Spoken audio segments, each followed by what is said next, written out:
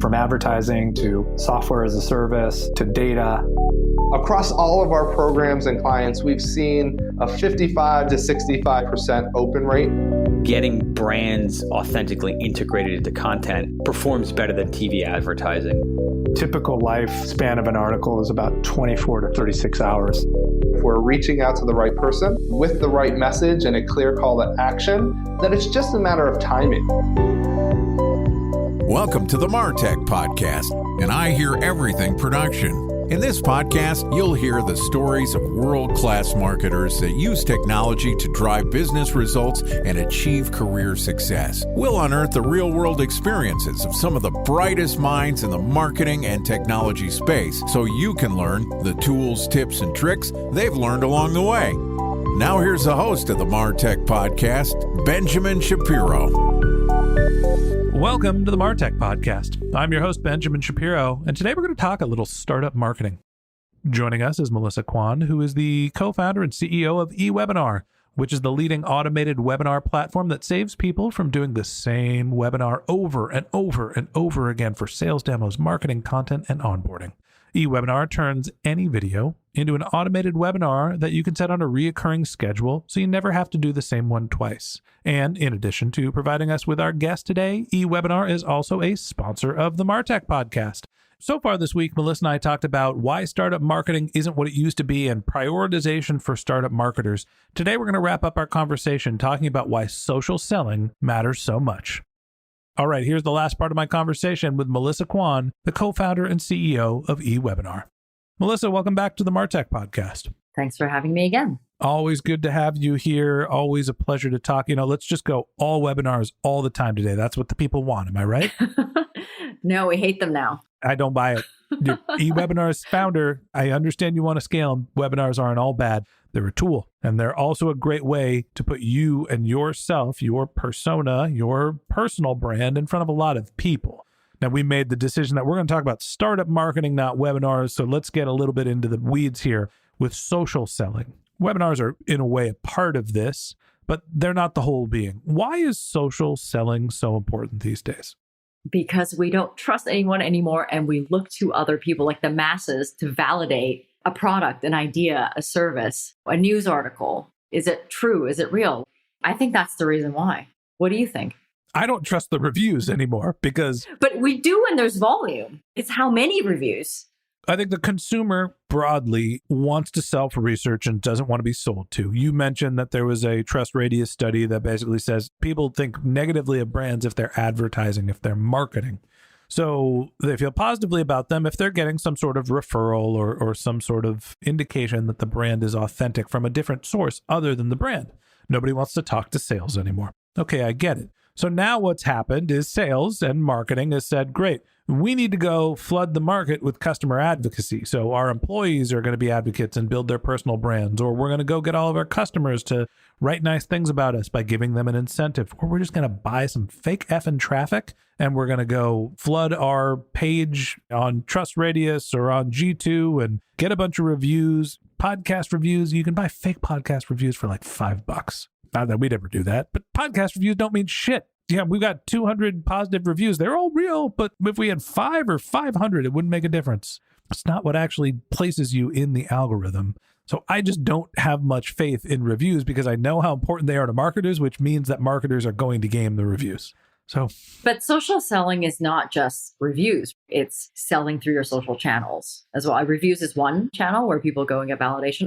I trust reviews only if they come in larger volumes. So I definitely brush through them. And I'm talking like not just software, but restaurants. And I think we're very review focused as a society. But I think when you sell socially, like when you put your brand out there, you put your voice out there, your customer is not just validating what you're putting out there to the masses. They're also seeing like, who are you connected to? Do I know someone that's connected to you? Are you a trustworthy person? So I think social selling is so important now in a world where it's so hard to trust what's out there because it gives you many different levers to figure out if you can trust what's in front of you. There's a question of authenticity. And honestly, there's a bullshit detector that I think we all have when you are going through social selling understanding what someone's ulterior motive is. Honestly, when it's somebody that's a representative for the company, it just depends on how compelling they are. And if what they're saying seems like it's authentic, not necessarily, obviously they have a motive to sell you their product or service, but if they have an understanding of the market, they understand your pain, and then they've figured out an authentic solution for it. When you're talking to somebody that's outside of the organization, you can kind of tell if there's something behind them. And call it spidey sense, call it intuition. You're reading reviews, and part of you is doing the calculation of, does this seem like it was handed to this person by the marketing department, or is this a review that they've written by themselves? When you're thinking about authenticity, how do you figure out a way to make not only social selling have the reach it needs, but also the authenticity to have people believe what you're saying? Isn't the best way to just be authentic, right? Like, you can only be yourself. I mean, I think that's the whole idea about putting yourself out there in the public is this is a chance, an opportunity for the public, ideally your prospects and your customers, to get to know you without getting on a call one-on-one. So how do you come across authentic? Well, I think just be authentic, then there's no guessing. But people have a hard time doing that because they want to sell. They have this motive. So to me, it's like, yeah, be authentic. That makes a bunch of sense. But how do you basically curb the end decision of what you want? I want this outcome. How can I give the right information to the prospect, but not also be self-serving? Yeah, I can only speak from my own experience. So I don't have this problem, by the way. I don't have a problem with like, oh, how do I appear more authentic and not like I'm self-serving? So I mentioned a couple days ago that I post on LinkedIn daily about an experience. I post stories about, this is what happened to me in the past and here's how I solved it. I realize that I get the most engagement when I post a personal story. So I'm never actually talking about my product. I talk about a story that someone in my audience can relate to. And how people want to interpret that is kind of up to themselves.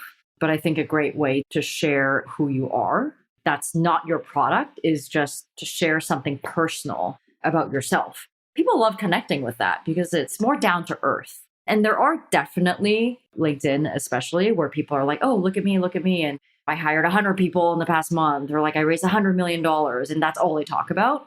And it's just not that interesting. That's not the connection I think that people are looking for when it comes to social selling and connecting with a personal brand. I'll be honest, at times I've really struggled with this. I want to promote. I want to build my business. I'm focused on getting the word out there and trying to be visible.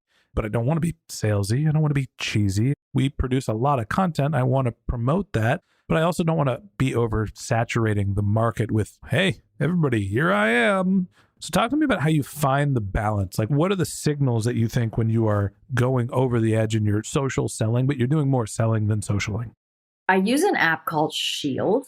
And what Shield does, it's a LinkedIn analytics platform. And what it is, you sign in with like your LinkedIn account, and it basically pulls in all your posts and it shows you the engagement on each post. And the coolest thing about that is you can sort by engagement, and then you could see, okay, my top 10% posts, what are those about?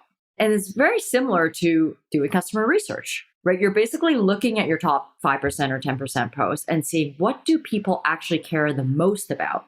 And that gives you an indication of what else you can produce that is similar to those things that your audience best connects with. So I think that's kind of how you find the balance. Like if you put something out there that you feel like, oh, it's really self-promoting, but a lot of people actually like it, then that tells you that it's okay, right? Even though you're promoting yourself or you think you're promoting yourself, that's the content that people like.